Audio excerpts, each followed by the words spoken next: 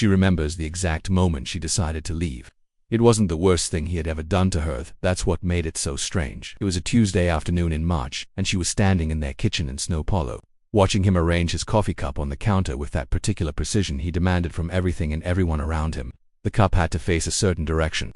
The spoon had to rest at a specific angle, and when she had placed it differently that morning, he had spent 20 minutes explaining, in that calm, measured voice he used when he was most dangerous, exactly how her carelessness revealed her fundamental disrespect for him, for their home, for everything he had built for them. She had nodded, she had apologized, she had rearranged the cup, and something inside her, something that had been bending for 3 years, finally broke. Not with a dramatic snap, but with a quiet, absolute certainty. If she stayed, she would disappear completely. Not all at once, not in any way that would make headlines. She would simply dissolve, cell by cell, until there was nothing left but the shape he wanted her to be. So she started planning. Not that day, she was too afraid that day, but the day after, and the day after that. Small, invisible preparations that felt like breathing underwater. She began taking documents to work, one at a time. Her birth certificate, her identification papers, the deed to the small property her grandmother had left her, which he had kept safe in his filing cabinet. She photographed bank statements when he was in the shower. She researched phone numbers for shelters and domestic violence hotlines, deleting her browser history with shaking hands. She told no one. He had made sure, over the years, that there was almost no one to tell. Her friends had gradually faded away, exhausted by cancelled plans and her increasing unavailability. He had never forbidden her from seeing them. He was too smart for that. He had simply made it so uncomfortable, so fraught with consequences, that isolation became easier than connection. But there was Renata, her colleague at the accounting firm where she worked, a woman 10 years older with laugh lines around her eyes and a directness that had initially terrified her. Renata had noticed things. The way she flinched when her phone rang. The long sleeves in summer. The careful, apologetic way she moved through the world, as if constantly bracing for impact. One afternoon, Renata had closed the door to the small conference room where they were reviewing spreadsheets and said very quietly, "I have a spare room if you ever need it. No questions, just call me and say the project is urgent, that's all. The project is urgent." She had stared at Renata, her throat closing, unable to speak. Renata had squeezed her hand once, then returned to the spreadsheets as if nothing had happened. That conversation became her lifeline. The code phrase.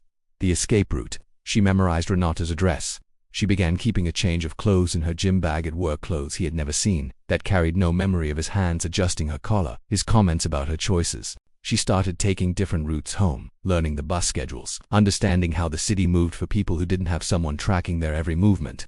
And then, on a Friday in June, he told her he was going to Brasilia for a work conference. 4 days he would leave Thursday morning. Something in her went very still and very clear. This was the moment. It had to be. She couldn't wait for a perfect opportunity because there would never be one. Fear was a constant companion now.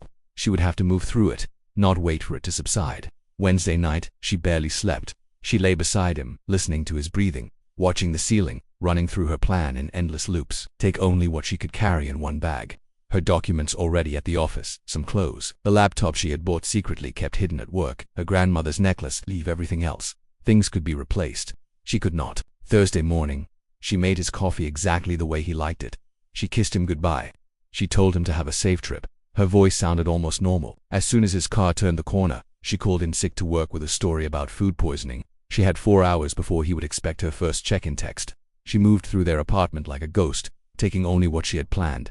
It felt surreal, packing a single bag to contain an entire life. She kept expecting him to walk back through the door, to catch her, to stop her. Her hands shook so badly she could barely zip the bag. At the last moment, she almost couldn't do it. The apartment was familiar. The fear was familiar. The world outside felt impossibly vast and uncertain. But then she remembered the coffee cup, the 20-minute lecture, the 1,000 small deaths that had led to this moment. She picked up her bag, walked out the door and did not look back. She took 3 buses, changing routes twice, the way she had practiced in her head. She kept her phone on, knowing he would track it, knowing she needed him to think everything was normal for as long as possible. She sent her scheduled check-in text at noon. Hope your flight was good. Having a quiet day. Love you. The lie tasted like freedom. At 2 o'clock she arrived at Renata's building in a neighborhood she had never visited, rang the buzzer and said the words, "The project is urgent." Renata buzzed her up without hesitation.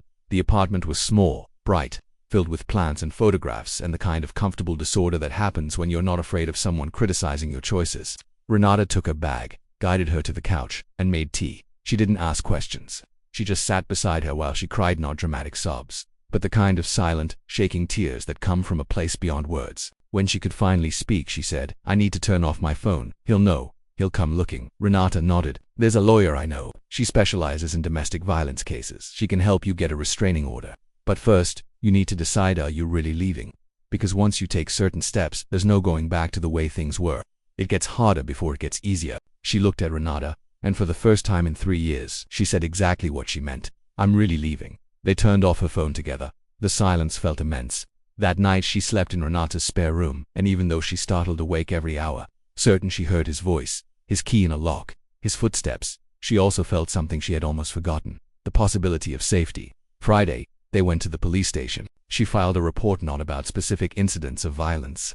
Because how do you explain the totality of control, the erosion of self, the fear that lives in your nervous system? But she documented what she could, the threats, the times he had grabbed her hard enough to leave marks, the way he monitored her phone, her movements, her every breath. The officers were polite but weary, and she could see in their eyes the question they didn't ask.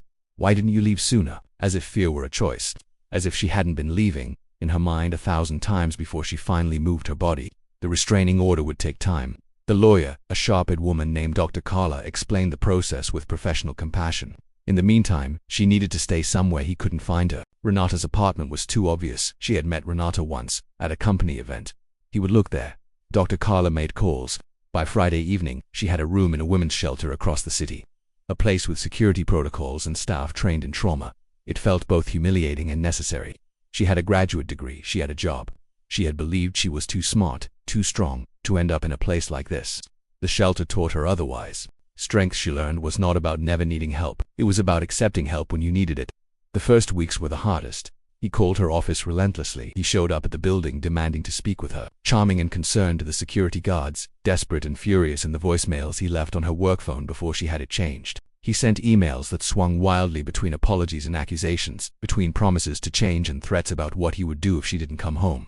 He contacted her distant family members, painting himself as the worried partner of a woman having a breakdown. Some of them believed him. That was its own kind of grief. Dr. Carla helped her document everything. Every email, every voicemail, every witness to his appearances at her workplace. The restraining order was granted in August. He violated it twice in the first month, showing up at the coffee shop near her office, at the bus stop where he knew she would be. Each time, she reported it. Each time the legal system moved with glacial slowness. She learned that justice is not a lightning bolt. It's a process of paperwork and court dates and learning to tell your story to strangers who may or may not believe you. She started therapy in September. The shelter required it, but even if it hadn't, she was beginning to understand that escape was only the first step. The real work was excavating what 3 years of psychological warfare had done to her sense of self. Her therapist, a gentleman named Marco, helped her identify the patterns, the hypervigilance, the way she apologized for everything, even things that weren't her fault, even to people who weren't angry, the difficulty making decisions, because for so long, every decision had been criticized, corrected, or controlled. The nightmares, the panic attacks that came out of nowhere, triggered by a tone of voice, a particular phrase, the smell of his cologne on a stranger in the elevator. Healing, Marco told her, is not linear. Some days she felt strong, clear, certain she had made the right choice. Other days she missed him with an intensity that frightened her. Not the real him, the one who had made her feel like she was always failing. Always wrong, always one mistake away from his disappointment. She missed the version of him she had fallen for at the beginning, before she understood that his attentiveness was surveillance. His passion was possession. His love was a cage. Marco explained trauma bonding. He explained how intermittent reinforcement, the unpredictable swings between affection and cruelty, creates a psychological dependency more powerful than consistency ever could. Understanding it helped. It didn't make it easy, but it helped. By December, she had moved out of the shelter and into a tiny studio apartment in a different neighborhood. One he had no connection to. Renata co-signed a lease. The apartment was smaller than any room in the place she had shared with him, but it was hers. She chose the furniture, modest and second-hand.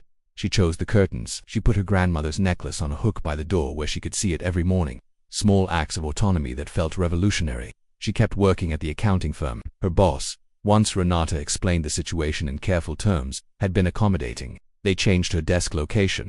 They screened her calls. They had security escort her to her Quran old vehicle she had, bought with money saved from an account he hadn't known about. Some days, work was the only normal thing in her life. Numbers didn't lie. Balance sheets were predictable. She could lose herself in spreadsheets and forget, for hours, the weight of the fear she carried. She made a new friend in January of the second year. Tatiana was a woman she met at a support group Dr. Carla had recommended. Tatiana had left her abusive partner 5 years earlier and had rebuilt her life with a stubborn, inspiring determination. She had 2 kids, a job managing a small restaurant, and a laugh that was loud and unapologetic. She treated survival not as a tragedy but as a superpower. She and Tatiana started meeting for coffee once a week. They talked about the weird, impossible to explain things, how you could be terrified of someone and still worry about them, how freedom felt wonderful and awful at the same time, how hard it was to trust your own judgment when someone had spent years convincing you that your perceptions were wrong. Tatiana never sugarcoated it. "Some days you'll still think about him," she said. "Some days you'll even wonder if you made a mistake. That's normal. That's the scar tissue, but it fades. I promise you it fades." She learned to sit with discomfort. She learned that not every silence needed to be filled. Not every conflict needed to be avoided. Not every strong emotion was dangerous. She learned to say no without justifying herself, to express preferences without fear of punishment. These things felt awkward at first, like learning to walk after an injury. But slowly, incrementally, they became more natural. The second year was about rebuilding.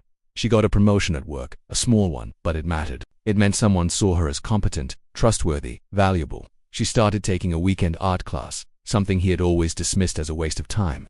She wasn't good at it, but that wasn't the point. The point was the pleasure of doing something for no reason other than because she wanted to. She started reconnecting with old friends, cautiously. Some relationships had been damaged beyond repair. Some people didn't want to hear about where she had been or why she had disappeared. That hurt, but she was learning to accept that not everyone could hold space for her story. The ones who stayed, the ones who welcomed her back without judgment, became her chosen family. She dated briefly, disastrously. A kind man from work asked her to dinner, and she said yes because she thought she should be ready. She wasn't. Halfway through the meal, he reached across the table to brush something from her hair, and she flinched so hard she knocked over her water glass. He was understanding. He didn't push, but she realized she needed more time. Marco helped her work through it. "Healing doesn't have a deadline," he said. "You don't owe anyone a timeline for your recovery. Not even yourself." She focused instead on building a life she didn't want to escape from. She got a cat, a scruffy orange rescue with one bent ear and a purr like an engine. She named him Tiger. He slept on her pillow and demanded attention at inconvenient times and gave her a reason to come home. She painted her apartment walls a soft yellow. She hung art, she cooked meals for herself, elaborate ones, just because she could. She learned that joy didn't have to be earned or justified. It could simply be chosen. By the 3rd year, she was sleeping through most nights. The nightmares still came occasionally, but less frequently, less intensely. She could hear a phone ring without her heart racing. She could disagree with someone without bracing for an attack. She could exist in her own space without constantly monitoring herself through the eyes of an invisible critic. She wasn't the same person she had been before him. She understood that now. Trauma changes you. But she was also beginning to understand that change doesn't have to mean damage. She was harder in some ways, softer in others. More cautious but also more certain of her boundaries. Less trusting of surface charm but more open to genuine connection. She had been broken, yes, but she had also been breaking free, all this time, into a shape that was wholly her own. She hadn't seen him since the day she left. The restraining order had been extended twice. He had been charged with violating it, paid fines, completed a court-mandated anger management program that she suspected had taught him nothing except how to sound more reasonable to authorities. According to updates from Dr. Carla, he had moved to another neighborhood. According to mutual acquaintances she occasionally heard from, he had a new girlfriend. She felt sorry for that woman, whoever she was. She wondered if she should warn her. If there was any way to reach across the silence and say, "Be careful, watch for the signs, know that it's not your fault and you can leave." But she also knew that some truths can only be learned firsthand, and some people won't believe you until they're ready to see. So she focused on her own life, her own healing, her own future. She was thinking about going back to school, getting a master's degree in finance. She was thinking about traveling, about seeing parts of the world beyond the small radius of safety she had built. She was thinking about what it meant to not just survive but to actually live. And then, on a Friday afternoon in September, 3 years and 4 months after she had walked out of their apartment with a single bag, she saw him. She was at a professional conference, one her company had sent her to along with Renata and 2 junior associates. It was being held at a large hotel in the upscale Jardins district, a sprawling event with multiple sessions, hundreds of attendees, corporate booths lining the hallways. She had been nervous about attending large crowds, still sometimes overwhelmed her, but she had also been proud. This was a sign of her professional growth, her increasing responsibility at the firm. She was moderating a panel discussion on ethical practices in financial consulting. She had spent weeks preparing. The morning sessions had gone well. She had spoken clearly, confidently, without the apologetic hedging that used to characterize every public statement she made. During the lunch break, she was standing in the hotel atrium with Renata and a few other colleagues, balancing a plate of food and discussing the afternoon schedule. The space was crowded, voices echoing off the high ceiling, hundreds of people in business attire, networking and eating. And then she saw him, across the atrium, maybe 30 feet away, standing with a group of men in expensive suits. He looked exactly the same. Same haircut, same watch, the same posture. That particular way he stood that communicated both confidence and the expectation that others would accommodate him. For a moment, the world tilted. Every tool she had learned in 3 years of therapy seemed to evaporate. Her hands went numb. Her vision tunneled. She couldn't breathe. He hadn't seen her yet. She could leave. She could turn around, walk away, hide in a bathroom until he was gone, avoid the confrontation entirely. That was the safe choice. That was what fear demanded. But something else was happening, underneath the panic. A voice, quiet but steady, that sounded like her own, not the self that had lived with him, but the self she had been building in the years since. The self that had walked out with a single bag. The self that had filed police reports and sat in courtrooms and learned to sleep alone without fear. That self said, "You have every right to be here. He does not get to take up space in your world anymore. You do not have to run." Renata noticed her change in expression. "What's wrong?" she asked, following her gaze. When she saw him, her face hardened. "Is that him?" She nodded, still not speaking, her throat tight. Renata moved closer, a physical barrier of solidarity. "Do you want to leave? We can leave right now." She took a breath, then another. She felt for the phone in her pocket, the one that now had Dr. Carla's number on speed dial, that had a safety app she'd learned to use in her support group. She thought about the plan she had made years ago, the one she had practiced but never had to use. What to do if she saw him in public. Stay in view of others. Do not engage alone. Document if possible. Have an exit strategy. But also, you are not powerless. You are not the person you were. "No," she said, and her voice was steadier than she expected. "I'm not leaving. I'm supposed to moderate a panel in an hour. I worked hard to be here. I'm not giving that up because he's in the same building." Renata squeezed her arm. "Okay, then I'm staying right here with you. He comes near you. He has to go through me first." One of their other colleagues, a younger man named Raphael, who didn't know the whole story but was decent and observant, picked up on the tension. "Everything all right?" Renata answered for her. "Just keeping an eye on someone. Stay close." "Okay." Raphael nodded, confused but willing. Their small group shifted subtly into a protective formation around her. It was such a simple thing, but it meant everything. Physical proof that she was not alone, that she had people who would stand with her. She watched him across the atrium. He was laughing at something one of his companions said, playing the role he played so well in public, charming, successful, the kind of man people liked and trusted. She wondered if anyone in that group knew what he was capable of in private. She doubted it. He was too careful for that. And then, as if he felt her gaze, he turned. The eyes met across the crowded atrium. She saw the recognition hit him. His smile faltered, just for a second, before he recovered. But she had seen it, the flash of surprise, maybe even fear, quickly masked. He said something to his companions and started walking toward her. Every instinct screamed at her to run. Her body remembered before her mind did, the fear response, automatic and overwhelming. But she held her ground. Renata stepped slightly forward. "He's coming over here," Raphael said, uncertain. "Should we stay close?" she said, surprised by the authority in her own voice. "Just stay close." He approached with that familiar expression, concerned, slightly wounded, as if she were the one who had wronged him. When he was about 10 feet away, she held up one hand, palm out. "Stop." He stopped, but his expression shifted to one of pained confusion. A performance for the audience that was now watching because people were watching, conversations pausing, attention shifting toward the unfolding tension. "I just want to talk," he said, his voice carrying that reasonable hurt tone she knew so well. "It's been 3 years. I just want to know that you're okay." The old her would have felt guilty, would have worried about making a scene, would have found a way to make this easier for him. The new her spoke clearly, loudly enough for those nearby to hear. "You are violating a restraining order by approaching me. I need you to turn around and walk away." Now his mask slipped, just slightly, a flash of anger in his eyes, the tightening of his jaw.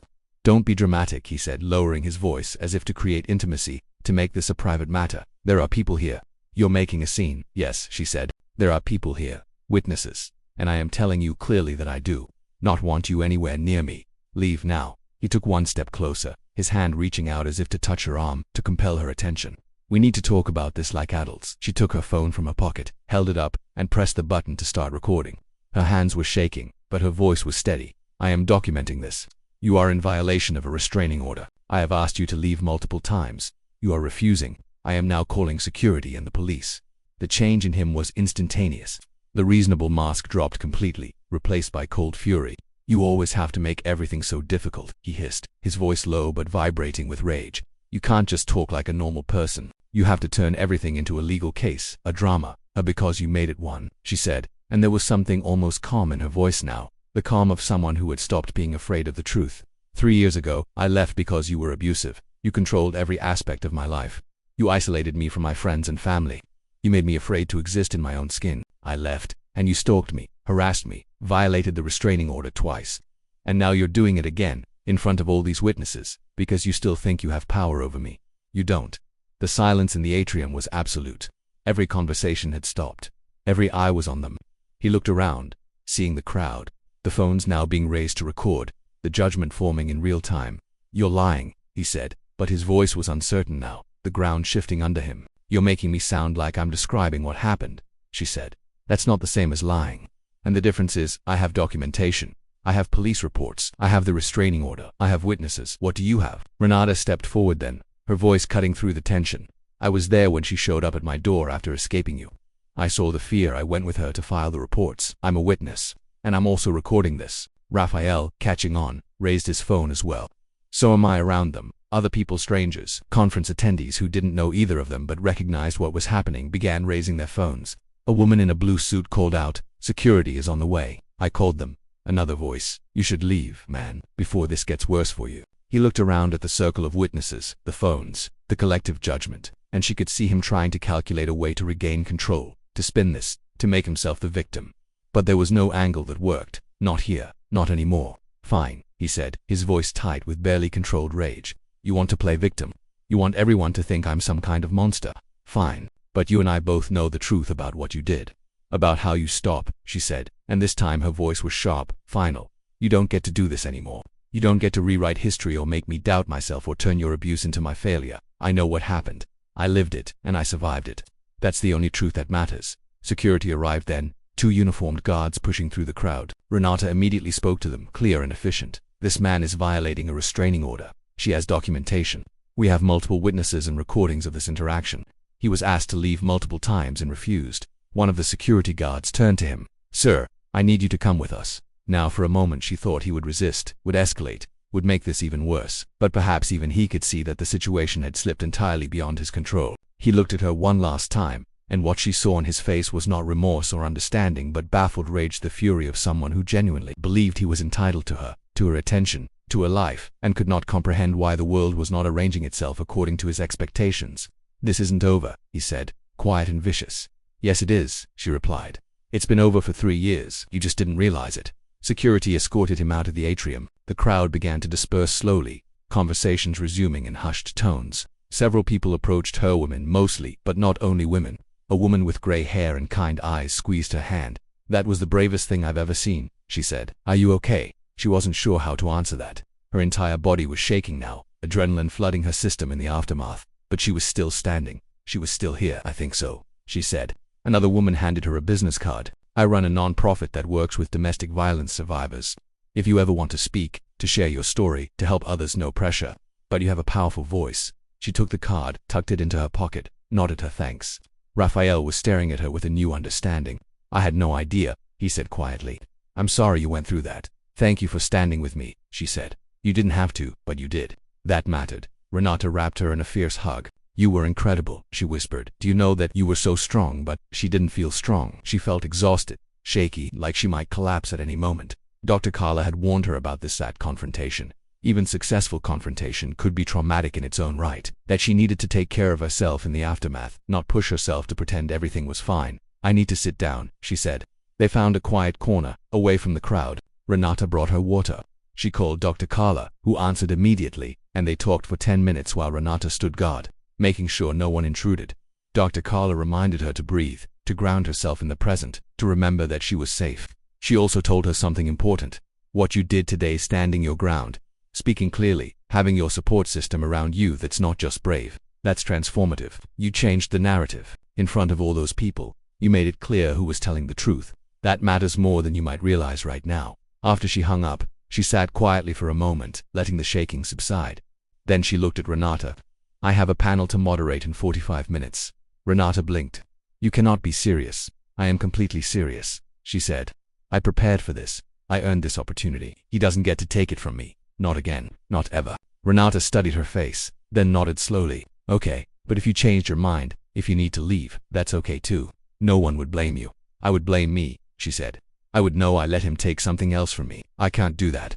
She went to the bathroom, splashed water on her face, reapplied makeup with shaking hands. She looked at herself in the mirror, really looked. She saw fear, yes, exhaustion, but also something new, a kind of solid certainty, a core of self that hadn't been there before.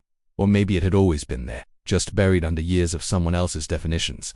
She thought about the moment in the atrium when he had approached, how every cell in her body had screamed to run, to hide, to make herself smaller, and how she had stayed, how she had used her voice, how she had let herself be surrounded by people who cared about her safety, how she had documented, spoken clearly, refused to be gaslit or diminished. She thought about the woman she had been 3 years ago, standing in a kitchen, staring at a coffee cup, understanding for the first time that she had to leave. That woman had been terrified. That woman had felt small, trapped, uncertain of her own worth. That woman had still found the courage to pack a single bag and walk out the door. She owed that woman everything. She owed her the life she had built since. The panel went well. She was nervous at first, her voice slightly unsteady, but as the discussion progressed, she found her rhythm. The questions were complex, the topics challenging, and she engaged with them fully, forgetting for stretches of time what had happened earlier. When it was over, several attendees approached to thank her, to compliment her insights, to exchange business cards, professional recognition on its own terms, having nothing to do with him or what he had tried to take from her. That night, she filed another police report. Dr. Carla accompanied her, along with the video documentation from multiple witnesses. The officer taking the report was thorough, professional, and told her that given the number of violations and the public nature of this one, the prosecutor's office would likely take it seriously. There might be actual consequences this time, jail time, not just fines. She didn't allow herself to hope too much. She had learned that the justice system was imperfect, that consequences were never guaranteed. But she had also learned that documentation mattered, that speaking up mattered, that refusing to be silenced mattered, even when the immediate results were uncertain. In the days that followed, something unexpected happened. Several people who had been in the atrium that day reached out to her through professional networks. Some were other survivors who wanted to thank her for speaking up, for modeling what it looked like to stand your ground.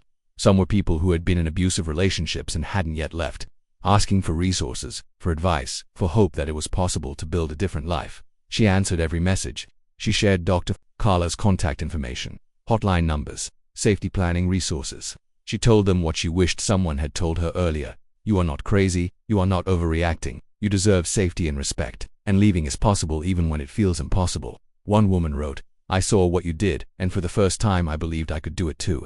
Thank you for being brave enough to show us what that looks like. She read that message 3 times, crying, understanding in a new way that her story was not just about her own survival. It was connected to a larger web of stories, a collective experience of harm and resilience that too often stayed hidden in private shame.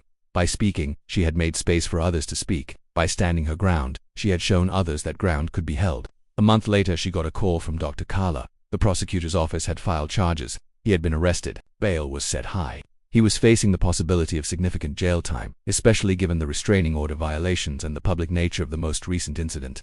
How do you feel about that? Dr. Carla asked. She thought about it carefully. I don't feel happy, she said slowly. I don't feel vengeful. Mostly I just feel tired and relieved. Not because I think JR will fix him or teach him anything, but because it means he can't do this to me anymore. And maybe, for a while, he can't do it to anyone else. That's a very balanced way to look at it, Dr. Carla said. You've come a long way. She could see that now, in ways she couldn't have seen a year ago or 2 years ago, or in those first terrible weeks when she was just trying to survive from one day to the next.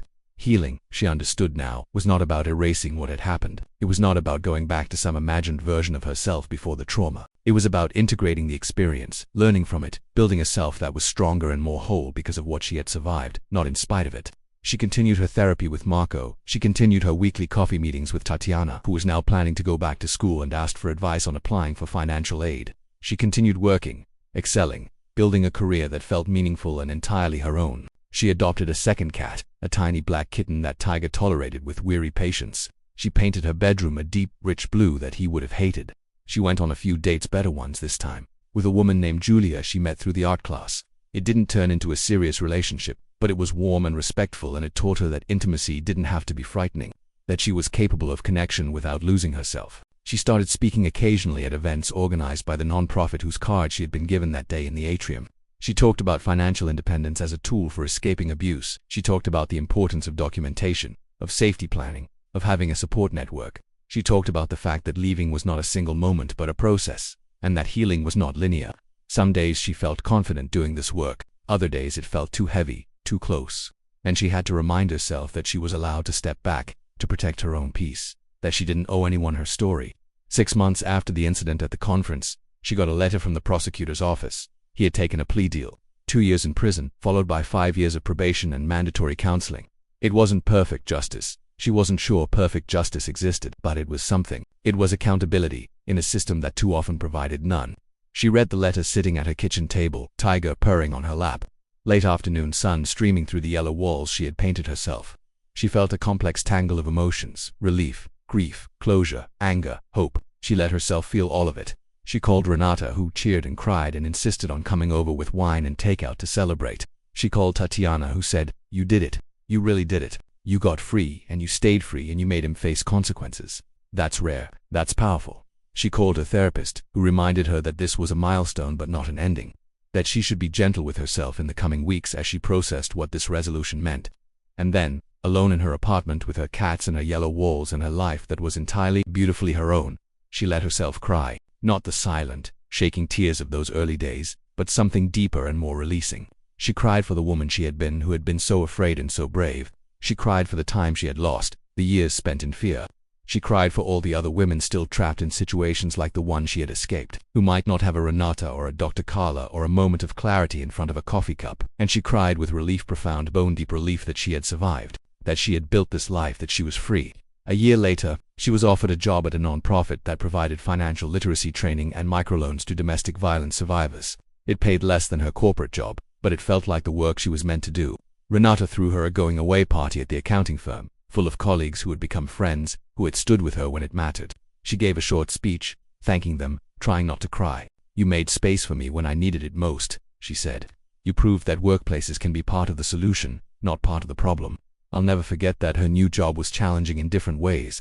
The stories she heard from the women she worked with were often harder than her own. But she also saw resilience, creativity, determination. She saw women starting businesses, rebuilding credit, planning futures they had thought were impossible. She helped them understand budgets, navigate banking systems, create financial safety nets.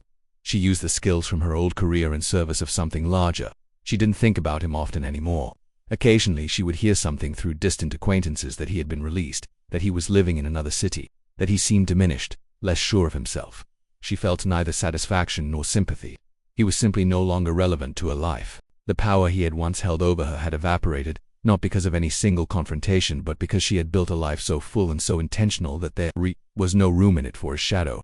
Sometimes, when she spoke at events or lead workshops, someone would ask her what was the turning point. When did you know you would be okay?